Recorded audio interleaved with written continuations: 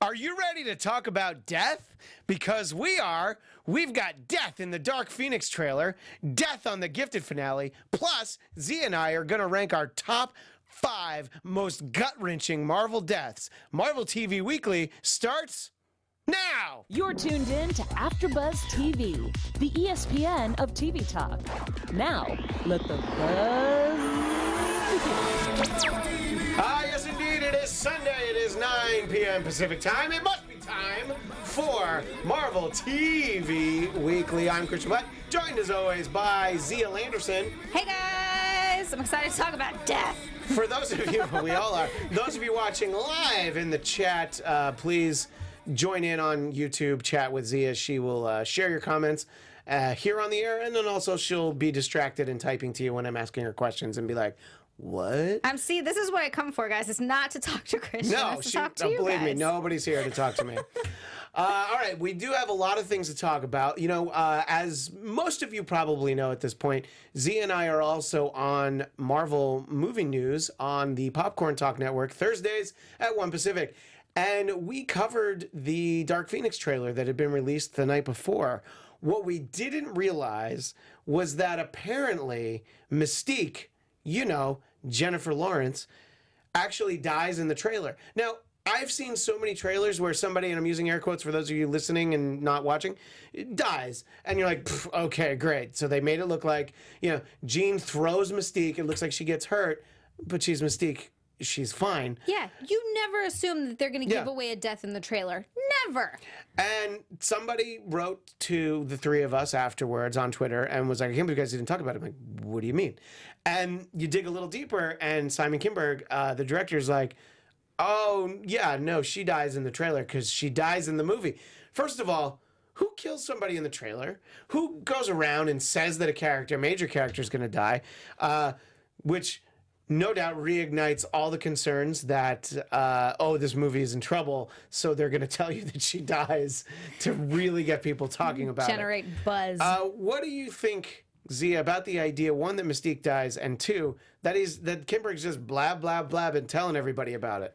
Look, you know that I like spoilers. I do. Knowing these things, I get really excited, but I don't like when everyone knows. I like when I have to, find out, and I'm like, You like when ooh. you're the only one who's had it spoiled. Of course. No, but I like to be like, ooh, oh my God, I need to know. But I already didn't even have it in my head that anyone was going to, not that anyone was going to die, but especially not Mystique. It's a weird tactic. I don't know how I feel about it. And I don't know how I feel about them talking about it and just giving it away in the beginning of the movie. I think it would be more if they never said anything in the beginning of the movie. You'd be like, well, that would have been amazing. Yeah, because even if the trailer is exactly the way it was and he doesn't start talking about it, I would be like, oh, I'm legitimately surprised that she dies. Now, obviously, when they did Days of Future Past, they definitely tinkered with the timeline. But we all know an older version of Mystique played by Rebecca Romijn, I think Stamos at the time, but then just plain old Rebecca Romijn. And so it's just like, all right, well, they're just going to go ahead and kill her. And this movie is set in the 90s. So she wouldn't be alive in 2000, which is the first X-Men movie. So I think that's part of the reason that I just assumed that they were at least going to let us just figure that timeline eventually came to fruition. But apparently not. And in the real world, this just tells me Jennifer Lawrence had some really big movie she needed to get out. And she's like, you guys got 1 week. Do whatever you want. And they're like, okay, we'll kill you. Well, let's be honest. After Apocalypse, they just had to show in this trailer that something will happen in the movie. Yes, something. And, look, there's an interesting quote, and this is courtesy of Entertainment Weekly. Kinberg says the thought process was to primarily show that this is a movie unlike any other X-Men movies. A movie where shocking things happen, intense, dramatic things happen. People don't just fall off buildings and dust themselves off and walk away. There's a reality to this movie and a consequence to this movie. Honestly, it leads me to believe that other people might die. Yes, and also, especially because, the Fox properties are going to come on home to Disney, and then there'll be some kind of, hard reboot of the X-Men involving, Disney and the MCU.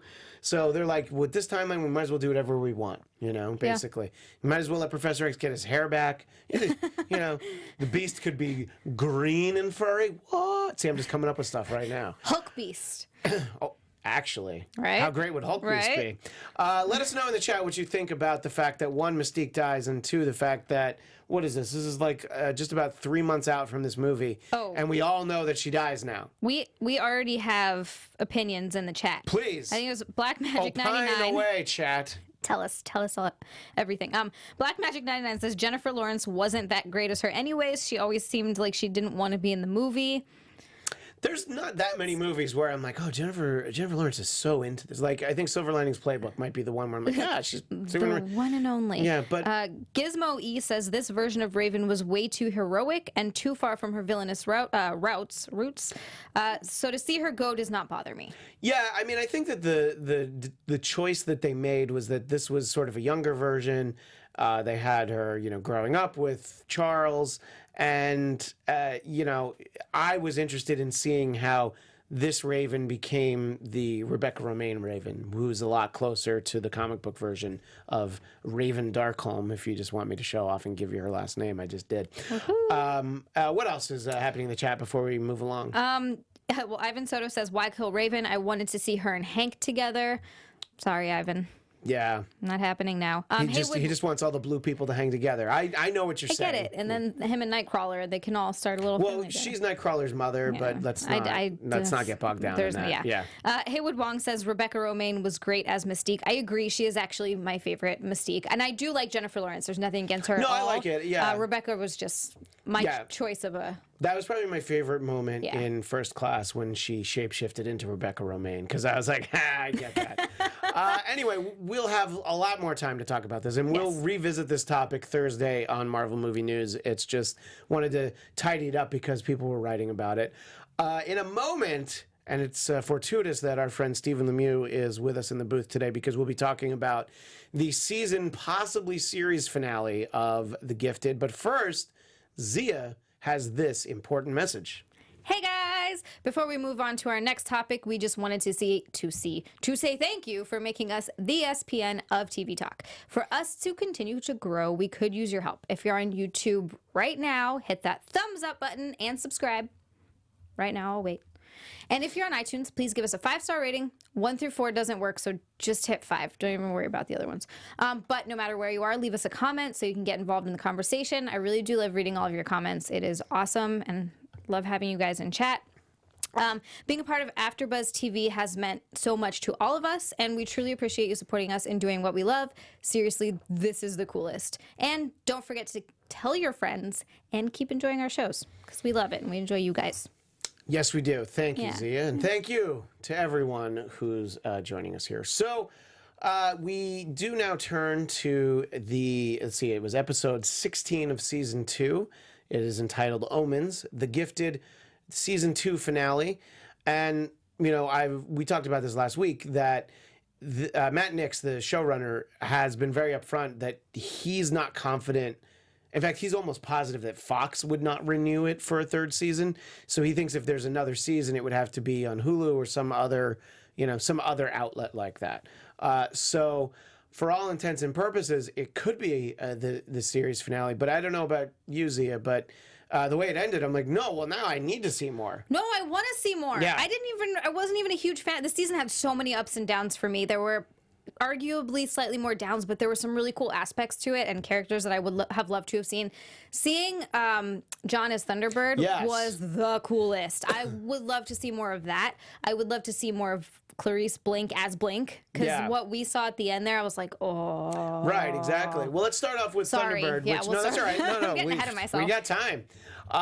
And we finally got to see him as Thunderbird. We always knew John Proudstar was Thunderbird. Yeah. And of course, just the character introduced in Giant Size X-Men #1 was part of the new X-Men, which, was Wolverine, Storm, Nightcrawler, the whole gang. And he was one of them. And then after 3 issues, they killed him off.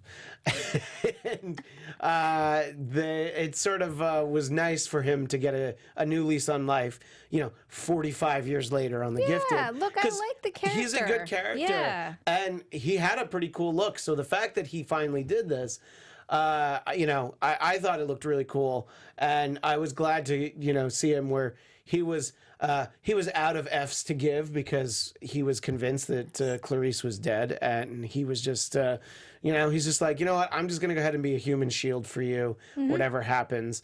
And there was something very cathartic where he basically takes Agent Turner and beats him with an inch of his life, and basically has a blade like an inch away from its face.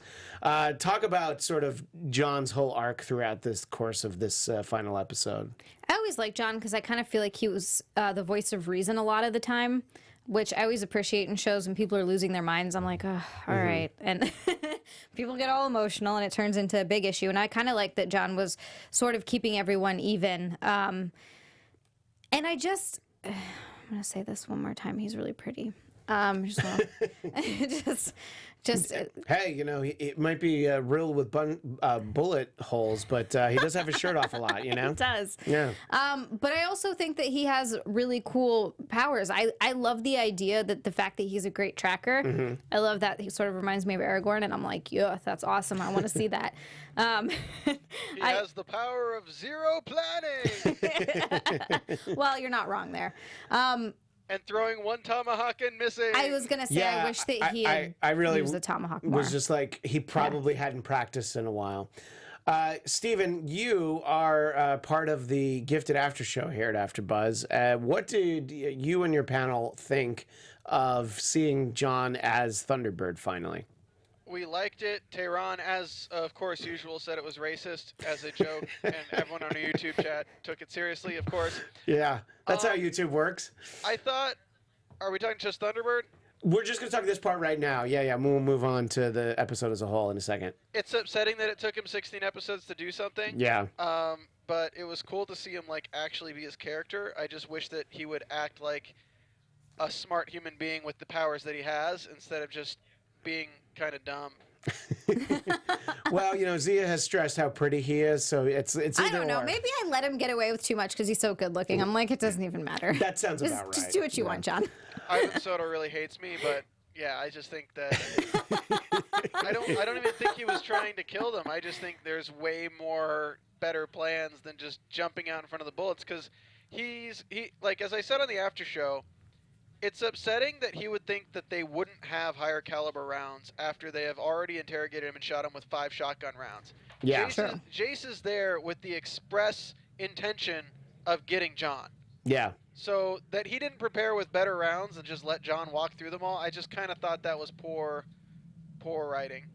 I can see that. Yeah, I definitely understand that. Well, since we're talking about Jace Turner, let's talk about literally the most there was a lot of infuriating things in this season, but he was the most infuriating because I hate him so much. The minority who joins a hate group, it never added up, and they even they had the African American kid say to him like, Isn't this just like the Klan? And he's like, no, it's different. God, this kid's right. It's exactly the same. Yeah. He's literally a Black Klansman. But anyway, I thought, we saw him with some doubts in the previous episode, and it didn't take long for him to be like, no, there's a war coming. Benedict Ryan's like, there's a war coming. He's like, all right, I guess I got to go fight the war. Forget it. I was feeling apprehensive. I thought I saw kids in the tunnels. But not surprising, Xia, that John didn't kill him, right? I mean, he's better than that. No, and I knew he wasn't going to, but I kind of wish he did. To me, he was just such a ridiculous, useless, I guess not a useless character because he was leading, It was very one note, and even when that note didn't make sense, he stuck to that note. Yeah, I guess. But you're right, it didn't. And we saw so much of a fight in between him, but oh my God, what is the matter with me? I don't know. We saw what is so wrong with much you? of an internal fight. Yes, I do. That he was having inside of himself that he just kept going back and forth and back and forth and back and forth. But he really stuck with it the whole time. I kept thinking, no, he's going to change his mind. He's going to change his mind. We just needed Jace to choose a damn side. Yeah. It's it's annoying that they're dragging it out so long, and it's annoying that we didn't get any inclination that 715 was caused by Ryan or something aside from the 5 years thing with Reva. Yeah. And what's weird to me is that they didn't end the John Jace thing with either of them more damage than before, aside from Jace just getting the crap beaten out of him. maybe have his hand get cut off, or maybe have him end up in an explosion or something that John didn't plan to have him end up in. Yeah. That, John can now blame himself for doing that to Jace and feel bad about it and come to grips with that next season, but also have Jace, fueled by the anger of losing his hand or fueled by the anger of his face being, like, mutilated, move forward in that direction. But now it just seems like they're in the same spot. Yeah, and Jace is going to be like, why didn't he kill me? Yeah. But we already had that. And he could have gotten one of those cool Misty Knight bionic arms, which, that going forward, that could be something cool. He's like, well, I still hate mutants, but now I got a super strong arm. Yeah, that character. We could call him Strong Arm. Hey! And he goes around strong-arming everyone. He already does that. Yeah, that's true. Now he's like, now I do it literally. We call him Mecha Ted. So it was, that's, I don't know, just a disappointing, infuriating character all across the board. Let's, before we talk about the final ending of the show, I do want to talk about some surprising emotion associated with a big sacrifice that, Steven, you called this last week on the show. I called this 8 episodes ago. Once Reed started losing control of his power. Yeah, I mean, when we were watching the episode, at the beginning of the episode, once it started talking about like Reed losing control, like, oh, okay, got it. Reva's gonna make him lose focus. He's not gonna be able to control his powers, and her power will activate his power. Like, beginning of the episode, we're like, oh, okay, this is as a panel, we're all talking. We're like, oh, okay, this is gonna happen. But literally 8 episodes ago, or whenever it was that he started doing the drug, we're like, oh, okay, got it. He's going to die. Right. There's no way he doesn't die. And then when this episode started with a flashback, we're like, okay, he's dead. Yeah, I know. Just I know. I definitely thought that. And I also thought that they got an actress that looked like Lauren, but an actor that didn't look like Andy, like at all. So like they did a half good job. But yeah, and I think it was fairly apparent, especially, the only person surprised is Caitlin. She's like, what? No, you can't. He's like, no, obviously I have to. Right. The only badass this episode was Caitlin. Yeah, that's true. She was, you're right. Yeah. She's the only one who actually, did something. And usually she's the one I like the least because she doesn't do anything. And she took out Motorhead. That's true. And to be fair, Reed really did do something here. And for the first time, really, I think I'd come around on the character. And I mean, we talked about this last week, how much I hate Reva. It's just her stupid power and the shaking the camera. Yeah. I was just like, you got to come up with a better effect for that. And the fact that he's like, oh, yeah, okay, that's fine. Yeah, I'm just going to go ahead and disintegrate all over you and blow up the whole top floor. Have fun. What did you think of the way that worked out, Xia? Oh, that was great. I do have a... oh, yeah, you told me this before. Go ahead. Confession about Confess to the audience. I confess. Guys, I cried. No. When Reed died. I did. I only do this like once a month, and it just happened to be around this time. Ew, yuck. I didn't say talk about that part. Ugh. I'm just saying, it's the only time I cry, okay? It only happens every once. It's not even every time. I know, we always talk about how you're dead inside and you're incapable of crying, but I guess that's the one time that you can. This is the one time. They did a good job. No, they did. In all honesty, they did a really good job in making you care about, from the beginning, the first episode of the show, I was like, this is okay, you have to kill off the parents. But then they actually killed off one of them, and I'm like, well, not that one. I feel like Reed was had the more potential for being cool. Yeah. He did. He really did. And I think that we could have seen some cool stuff out of him, especially with I would have liked to have seen him be able to actually harness those powers and use them. Obviously, that's not going to happen now. But the way he went, he just knew that it was over. He knew eventually he was going to die, and he wanted to sacrifice himself to save everyone else. Yeah, it's like, if I'm going to die, let me die with a purpose. Exactly. And what a great purpose. You get rid of a terrible character. Yeah, use Reed after you disable the kids for some reason. Black magic. Oh, sorry. Go ahead. No, go ahead, Steven. Black magic. Oh, who? Go, Steven. I'm saying Steven. Steven, you go. I thought it would have been interesting if Reed was about to die and Lauren and Andy could feel it, and in the last moments felt it, connected their hands, and Reed could tap into that power of Fenris for that moment. Yeah, but instead they were like, yeah, go hang out in the scrapyard. We're going to do this without you. So, Christian, with our huge special effects budget here, I'm going to reenact on your camera Reva's power. So you just have to give me a nice B, maybe a low B. Go for it. Wait a minute. You just mean like the just like the just do it and go. Well, I assume you're shaking because I'm just shaking the camera. Oh my God, you're disabling everything.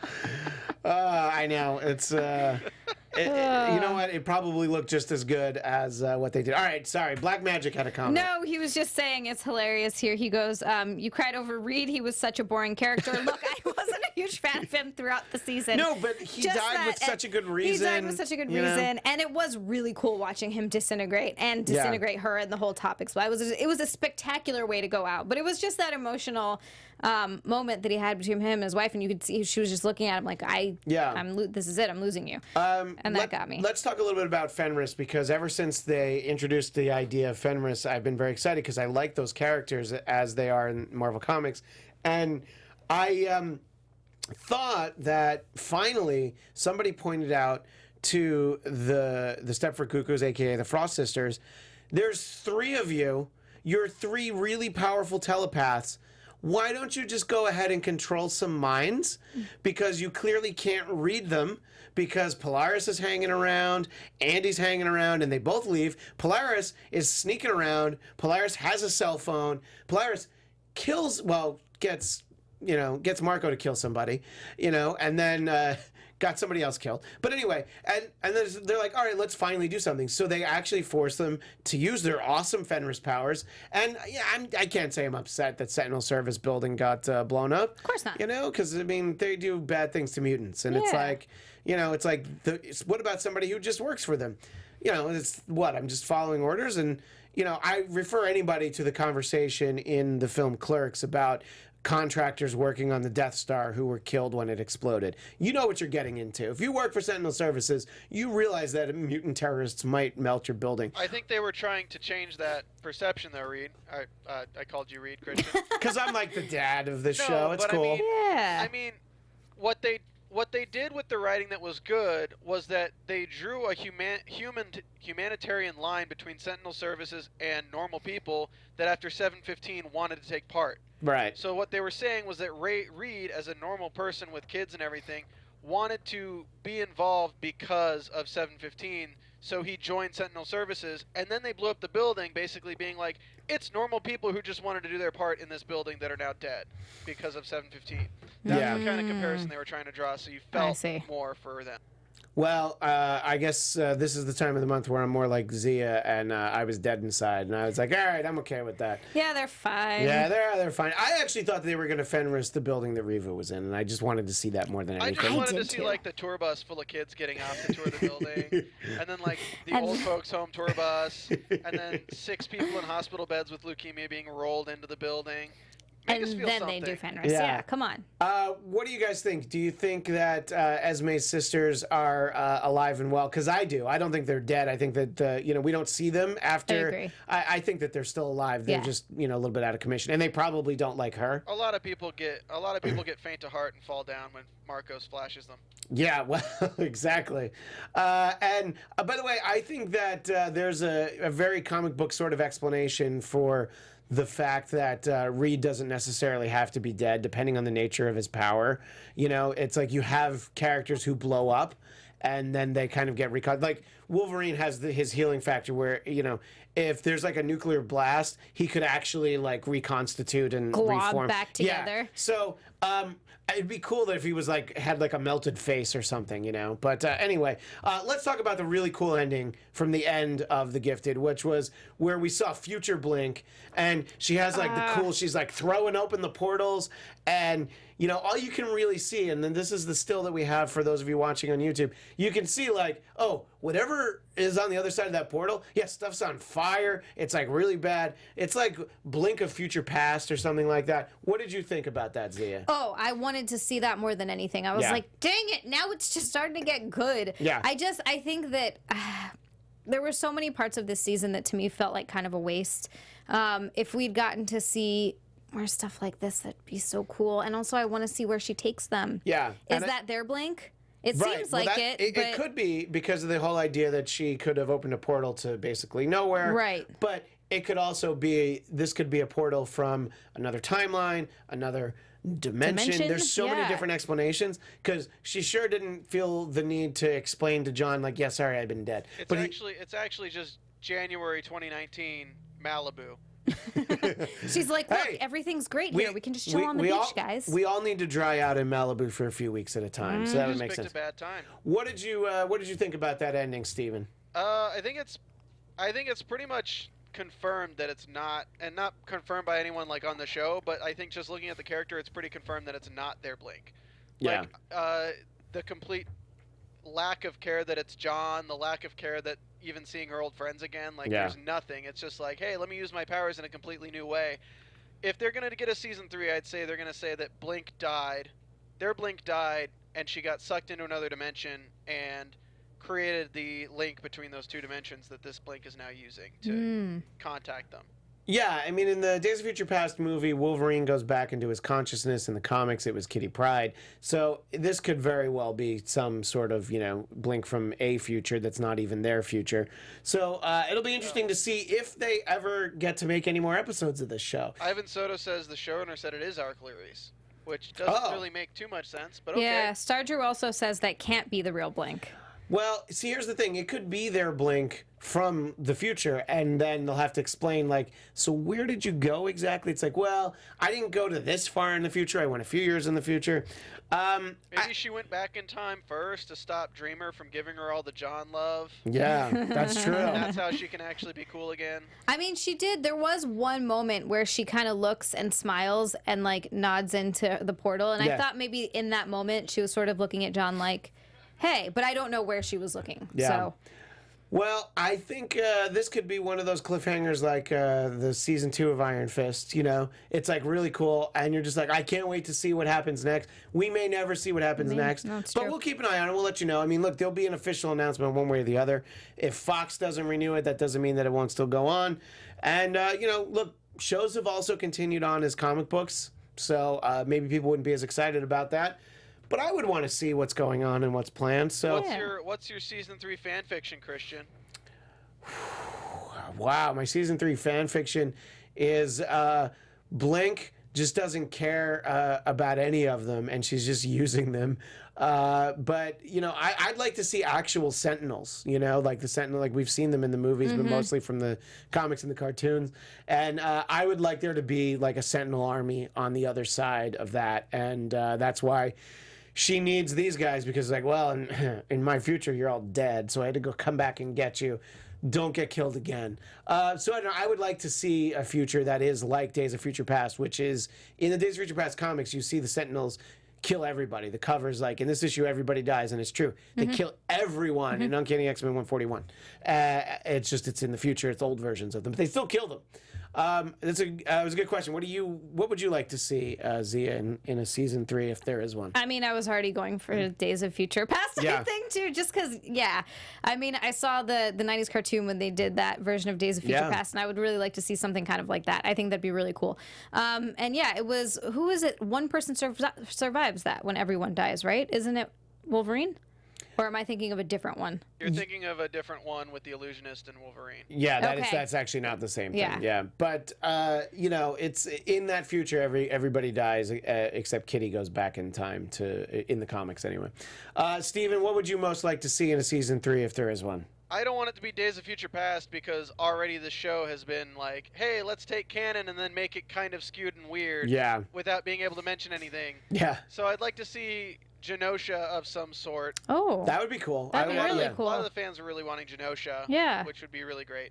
Yeah. Or it's Isengard, and he's going to go make some orcs. I think we might actually get Genosha in Dark Phoenix. I'm not quite sure. Yeah? But I think that Magneto might be running a little Genosha in there, but we'll have to see. All right, well, so all this death talk, and we only have a little time, but we'll have enough time to run through this.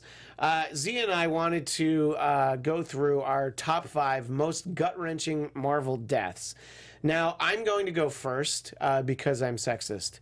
But I'm going to go first, actually, mostly because I'm giving Xia a moment to get to her list. Thank you. My number 5 is a number 5 on the list because that's actually my number 1 that you have there. So my number 5 is, you had it. Hold on. No. Oh no. It's Peter Parker. Yeah, there it is. So this is my number 5 because of the fact that we know he's not going to stay dead, but still watching Peter Parker in Infinity War, with the Mr. Stark, I don't feel so good, and then he disintegrates. That was rough to watch, even though I know he's fine because his movie is going to come out 2 months after, less than. It's going to come out like 6 weeks after Avengers Endgame. That still didn't mean that it wasn't tough to watch. So if he really died that way, that would probably be number one. I was hoping it would go on for like twice as long. Just wanted to watch him. 5 times as long. That he like reconstituted and then also fell apart again, so he died just, twice. Come back and I'm okay. Nope, not okay. Xia, what is your number 5? My number 5 is Jack Murdock. It's Matt Murdock's dad in Daredevil season 1. That one was sad just because it was such an emotional scene, and watching poor Matt have to go through that was pretty rough. I mean, you knew it had to happen. I understood why. They all have to lose someone. Sure. I mean, if it's not Uncle Ben, it's your dad, Jack. But that one was tough to watch. Yeah, no, I mean, we actually saw it, and that was a good one. You actually have a lot of TV ones, so good for you. Actually, I think we have about the same number, but I hadn't even thought of that one, and I thought that was a good one. For my number 4, Steven mentioned Dreamer, and in season 1 of The Gifted, I didn't love a lot of characters, but that was one that I really liked. I liked her. I liked Blink.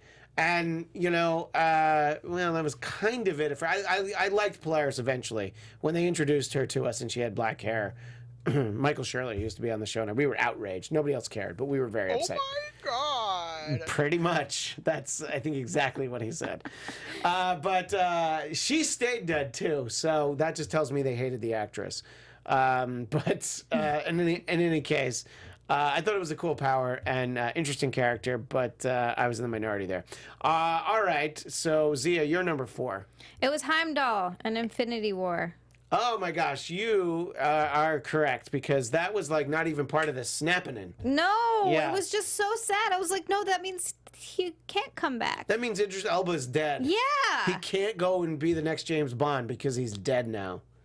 No, then I'll cry for real, and so I'm not even going to be that time. Also, Loki dies before the snap in that movie. I know, he does. Yeah, although I still don't. There's still a possibility that he'll come back. Yeah, but you guys talked about the whole theory about his left hand and right hand.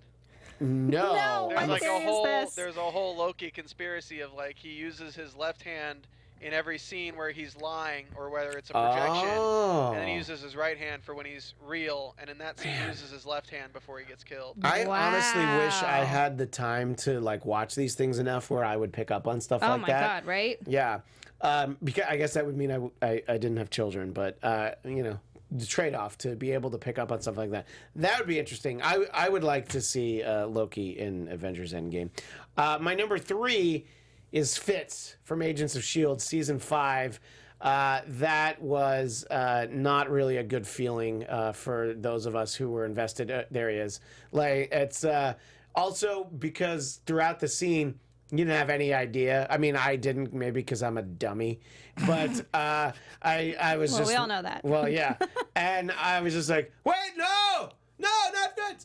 But there's obviously an easy fix where they can have Fitz in season 6. But I feel like there's going to be people in the chat who are going to agree with me. And if Amy were here, our friend Amy Cassandra Martinez, when this picture went up, she would be like, oh no. It would make her really sad. What is your number 3? My Xia? number 3 is actually, I believe, Ghost 8386 had the same one as me, Ben Urich. Yeah. Also from was his final Daredevil bit. season 1. Yeah. No one was safe. He's a great character. Such a good character. Part of Daredevil comic book canon. He also appeared regularly in mostly Spectacular Spider-Man, but he worked at the Daily Bugle. So you would see him a lot.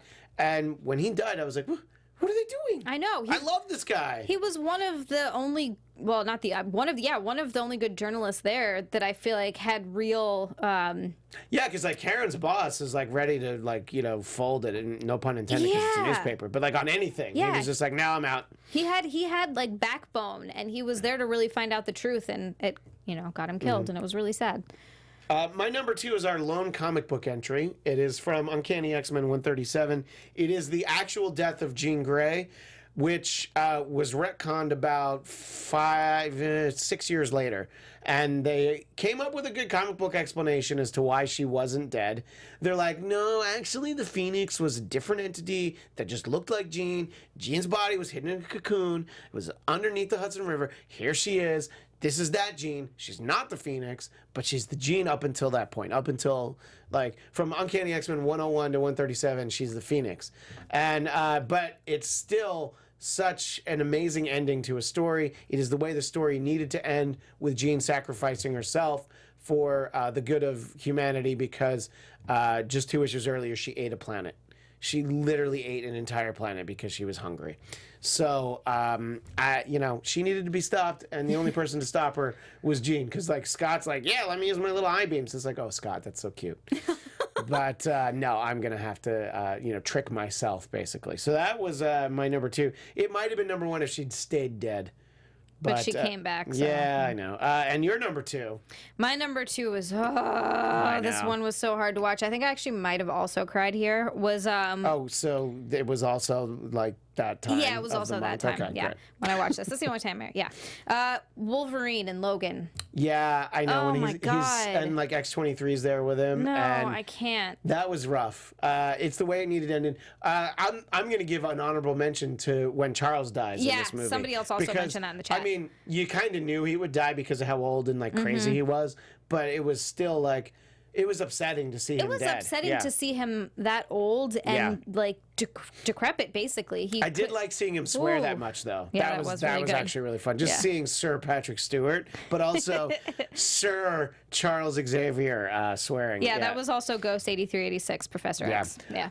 My number 1, if you're a fan of Agents of S.H.I.E.L.D., you would say, but he didn't stay dead, but still, his death was very important because his death was the rallying cry that brought the Avengers together. The death of Phil Coulson in Avengers, the movie Avengers. Yes, exactly. That was really sad.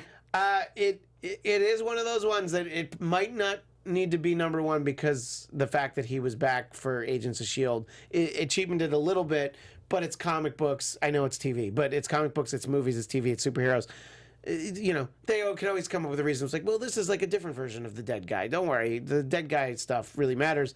And also, you feel like the people that make the movies are like, yeah, we're not going to count any of that because he's still dead. It also is one of those deaths where, like, people who went and saw the movie, like, when it came out, you were like, holy crap. Yeah. Like, you didn't think it was coming back because it was so well done. Yeah. And I don't think anyone, like, who watches them now, like, can get that experience because they just kind of know if they're aware of Agents of S.H.I.E.L.D. at all. Yeah, exactly. That's a good point. Yeah, I mean, because, we'd seen him throughout some of and that's pretty early in the MCU, but we'd seen him in a bunch of other films and shorts and stuff, and it was a character that we were all starting to like. And, you kind of figured he'd be around forever, like Nick Fury, And then it's like, uh-oh. All right, and then Xia, your number 1 is a pretty rough one. Yeah. You go ahead and say what it is. It was also the comic that you lent me, and and the movie, but it's Gwen Stacy in The Amazing Spider-Man. Yes, in Amazing Spider-Man 2 is the movie, and the comic book is Amazing Spider-Man 121. She dies in pretty much the same way. She's falling, and it's not the fall that kills her. It's Spidey shooting the web and basically snapping her neck because what he needed to do was create a little web-like hammock to catch her, and he's figured that out since. Since then, well, he learned now. He learned the hard way. Now, I'll tell you, I saw that movie. I was lucky enough to go to a press screening, but my wife had to work, so I went with her sister. And I don't think her sister knew that much about Gwen Stacy. And so when that happened, she was like, I was just like, oh no, I think she's going to have an asthma attack. But and that was so well done. And I know people don't love that movie, but I love both of those movies because I love Peter and Gwen together. I do. And they're so good. And it's just so heartbreaking to watch that happen in that movie. They did it so well. And they have her in the outfit that she was wearing in Amazing Spider-Man 121. She's dressed exactly the same. So when that scene starts, I was like, okay, yeah, so they're gonna do that for sure. You're like, I wasn't sure, but now there's that I see this outfit. There's no accident. So those are hits you in the stomach. Those are our. I don't want to say top 5 deaths because that's like, yay, death. But these were our 5 most gut-wrenching deaths throughout the Marvel verses, the Marvel movie verse, the MCU, but also TV, and there's only really one from comics. But can I do an honorable mention? Please do. Yes. Havoc from Apocalypse. Yeah. Kind of just like a really terrible situation. Everyone in the entire building gets saved by the speedster, and he was just too close. Goodbye. Yeah. Not Havoc. And then Scott's reaction, and you're like, damn. Yeah, I mean, Havoc's a great character. I mean, he and Polaris are married for years, and they, they're both great characters in the comics. Neither of them particularly well served on screen. Polaris has never been in a movie. And when she ended up on The Gifted, I'm like, oh, great. So they're just clearly never going to use her. But Havoc, that's a rough one because it was like, he didn't need to go. Anyway, we're out of time, but just really quick, if there's anything from the chat that you want to throw in before we wrap everything up. I mean, a lot of people were agreeing with us. Okay. Well, if you're watching the archive version of this or listening to the archive version of this, go ahead and send your messages to us. You can comment on YouTube or tweet them at me at ChristianDMZ. You can find me there and also on Instagram. Zia, where do people find you? You can find me on Twitter and Instagram at Zia_land. It's XIA_land, and on Facebook at Zia Landerson. And we will definitely read your comments if you have some deaths. Look, there's so many. I'm sure we forgot a bunch of important ones. Yeah. Oh, thank you. Yeah. So make sure to do that thumbs up. And we already heard about the 5-star review. But and don't forget that you can also see Zia and I Thursdays at 1 p.m. over on the Popcorn Chick Network for Marvel Movie News. But we'll be back here next Sunday at 9 for Marvel TV Weekly. Until then, Excelsior! Our founder, Kevin Undergaro, and me, Maria Menounos, would like to thank you for tuning in to AfterBuzz TV. Remember, we're not just the first, we're the biggest in the world, and we're the only destination for all your favorite TV shows. Whatever you crave, we've got it. So go to AfterBuzzTV.com and check out our lineup. Buzz you later. The views expressed herein are those of the hosts only and do not necessarily reflect the views of AfterBuzz TV or its owners or principals.